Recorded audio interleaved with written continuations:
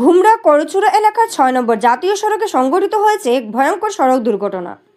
জানা গেছে শনিবার রাত আনুমানিক ৭টা নাগাদ ML05AA0907 নম্বরের একটি এসপ্রেসো বাহনে সন্দেহভাজন ড্রাগস নিয়ে পাচারকারীরা কালাইন থেকে ঘুমরা অভিমুখে যাওয়ার পথে গোপন সূত্রের ভিত্তিতে ঘুমরা পুলিশ অনুসন্ধান কেন্দ্রের ইনচার্জ প্রণব মিলি দলবল নিয়ে গাড়ির পেছনে দাওয়া করে ড্রাগস সহ গাড়িটি আটক করার চেষ্টা করেন।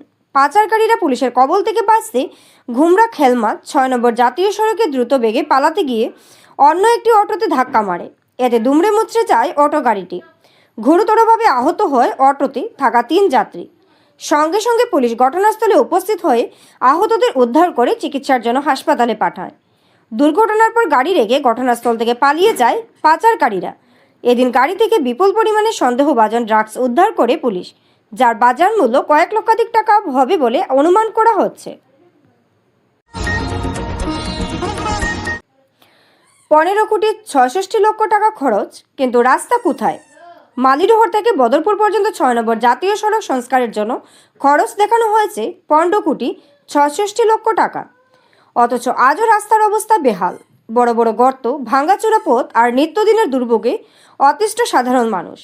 আরটিআই এর মাধ্যমে পাওয়া তথ্য অনুযায়ী ২০২৪ থেকে ২৫ সালে এই অর্থ ব্যয় করা হয়েছে বলে জানিয়েছেন NHIDCL। কিন্তু স্থানীয়দের প্রশ্ন, যদি সত্যি কোটি কোটি টাকা খরচ হয়ে থাকে তাহলে রাস্তার এই করুণ অবস্থা কেন?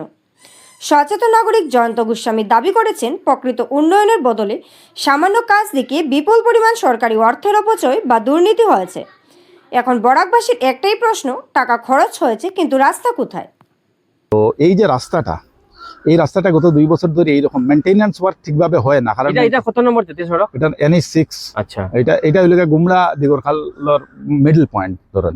আচ্ছা, তো এখন কথা হয়েছে যে এত সব জিনিস হওয়ার পরে আমি না পারতে একবার RTA করলাম, যদিও RTA রিপ্লাই দিতে তারা চাইছিল না। হ্যাঁ, তবে আমি নেক্সট এপিলেটও RTA করিয়া তারপরে জানতে চাইছি যে কত টাকা স্যাংশন হয়েছে পার্টিকুলার 2024-5 বা 25-26। তারপরে আমার জানাইছে তারা জানাইছে মানে দিতে চাইছিল না। নেক্সট এপিলেটও করছে, কষ্টে সৃষ্টে একটা RTA রিপ্লাই আধা সাদা বার করিয়া দেখি এই অগাস্ট 2024 টু সেপ্টেম্বর 2025 15,66,00,000 তারা মেনটেনেন্সে খরচা করছে। যদি 15,66,00,000 মেনটেনেন্সে 15 কিলোমিটার খরচা করে, তারপর কোন জায়গা পর্যন্ত? এটা মালিডোর টু কাঠিগড়া পর্যন্ত বোধহয়। এটা RTA দেখতে লাগবো। আচ্ছা, তারপরে দেখা যায় যে তারা রাত্রে কাজ করে। হ্যাঁ, একটু ইয়ে দিয়া এই মাটি আর পাথর দিয়া, যেটা রাত্রে কাজ করলো সকালে এটা উড়ে গেল। কারণ এত গাড়ির ট্রাফিক, বিকজ এটা তো লাইফলাইন না। পার্টস অফ মণিপুর, মিজোরামের পুরা স্টেটের, ত্রিপুরার পুরা স্টেটের এন্টায়ার বরাক ভ্যালি। তো এই রাস্তার এই অবস্থা। আগে তো এই রাস্তা দিকে বসে বড় বড় মানুষ যাইতো, এখন তো ট্রেনও নিয়ে গেছে, তারা যায় না। এর লেগে এটার কোনো গুরুত্ব নাই। আমরা কমন নাই চলে। কতদিন থেকে খারাপ হইব? খারাপ তো 2 বছর ধরে।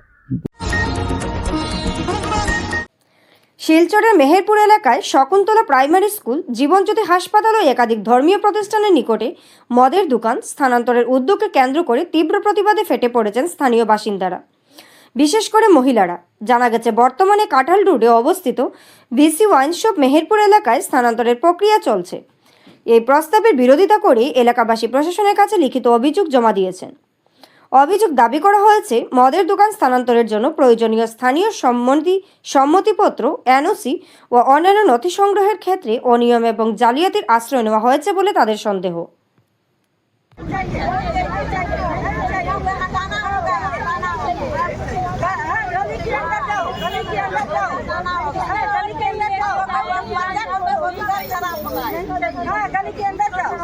यहाँ हमके रहते 50 साल हो गया, शादी हमारा यही मेरा घर है।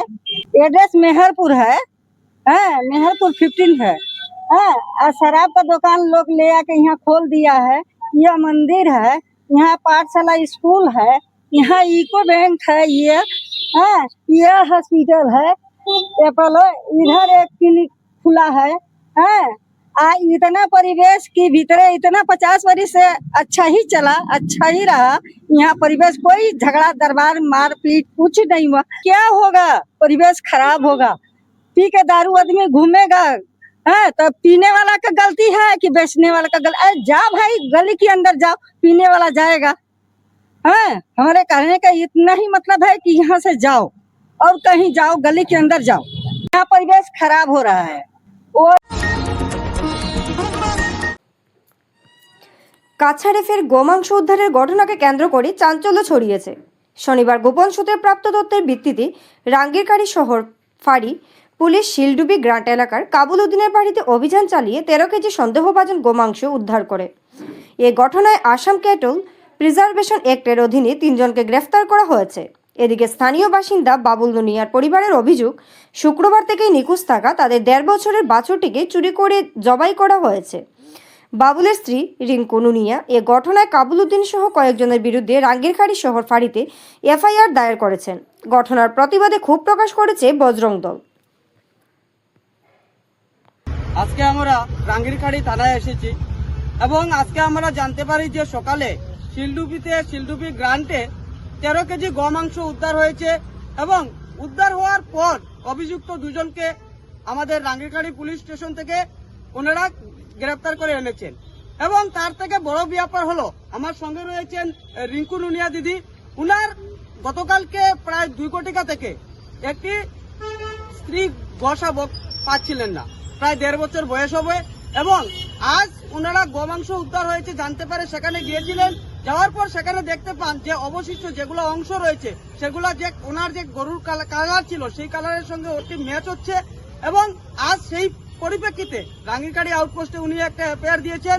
এবং আমরা বজরং দল থেকে এই ঘটনার তীব্র নিন্দা জানাই এবং আমরা কঠোরভাবে বলে দিতে চাই, এই কিছু সংখ্যক জিহাদিদের দ্বারা পুরা হিন্দু সমাজ এবং আমাদের যেগুলা এই শিলডুবিতে যেগুলো আমরা হিন্দু সমাজ রয়েছে তাদের ধর্মীয় ভাবাবেগ আঘাতপ্রাপ্ত হচ্ছে।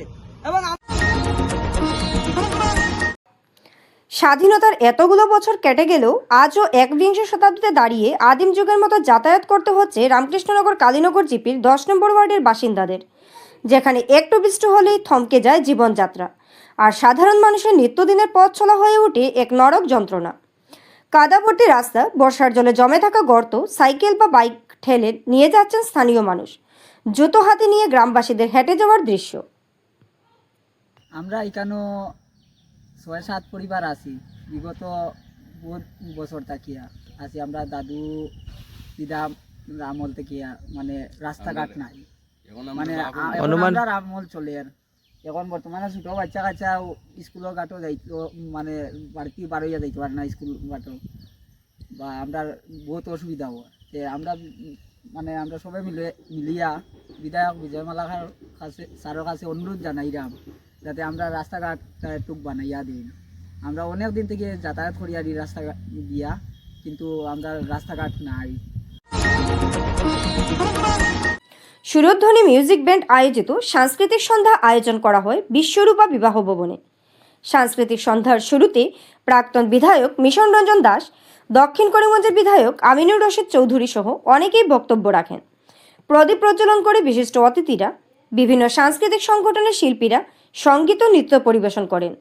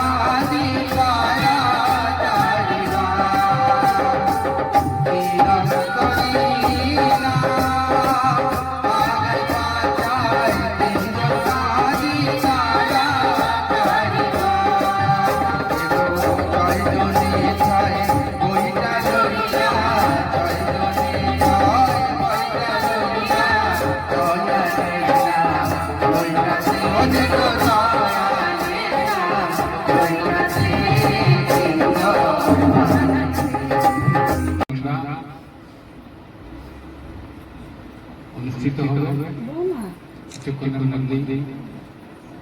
এই উপলক্ষে এখানে মঙ্গল বিদ্যালয় করে অনুষ্ঠানটা শুরু করা হয়েছে। আর এই উপলক্ষে এখানে উপস্থিত রয়েছে দক্ষিণ কেদিনীদের মাননীয় বিধায়ক আমিনুর রশিদ চৌধুরী মহোদয়, এখানে আরেকজন সাংস্কৃতিক প্রেমী, সংস্কৃতি জগতের সাথে যুক্ত সৌমিত্র পাল মহোদয়, আমাদের মধ্যে উপস্থিত বঙ্গ সাহিত্য ও সাংস্কৃতিক সম্মেলনের নন্দকিশোর মজিদ মহোদয়, বাকি আরো রয়েছেন এখানে পিনাক বাবু, আর আমাদের দিদি রয়েছেন, বাকি এখানে আরো রয়েছেন এখানে সুরজ চক্রবর্তী, চিত্তব্রত চক্রবর্তী, আমাদের সুরজের মা, আমাদের নাম ভুলে গেছি তারা মা, বাকি এখানে অনেক রয়েছেন, বিষ্ণুবোধ নাগ মহোদয়, অনেক শিল্পীরা রয়েছেন। সকলের উপস্থিতিতে, সকলের সহযোগিতায় আজকের এই সাংস্কৃতিক সন্ধ্যা সফল হোক, সুন্দর হয়ে উঠুক, এই শুভকামনা আমার রয়েছে। আর সুরজ মানে আমার সঙ্গে মনে প্রাণে মিলে গেছে, তার আবদার যখনই আমার কাছে আসে এটা রক্ষা করার চেষ্টা করি, অন্তর দিয়ে এটা চাই। তো যাই বক্তব্য দিকেই তো ভগবান অন্যরা একটু বলবেন। আর আমাদের মূল যে অনুষ্ঠান আজকে সাংস্কৃতিক সন্ধ্যা, সেটা আমরা দেখবো, উপভোগ করব।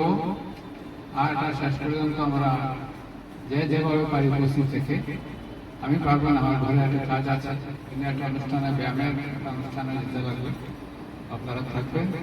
কোনো উপস্থিতি সংখ্যা না থাকলে গান ভালো হয় না, নাচ ভালো হয় না, দর্শকের উপর নির্ভর করে। ঠিক আছে, আপনারা থাকার চেষ্টা করবেন। সকলকে ধন্যবাদ জানিয়ে আমরা এই ছোট্ট বক্তব্য এখানে শেষ করলাম। নমস্কার।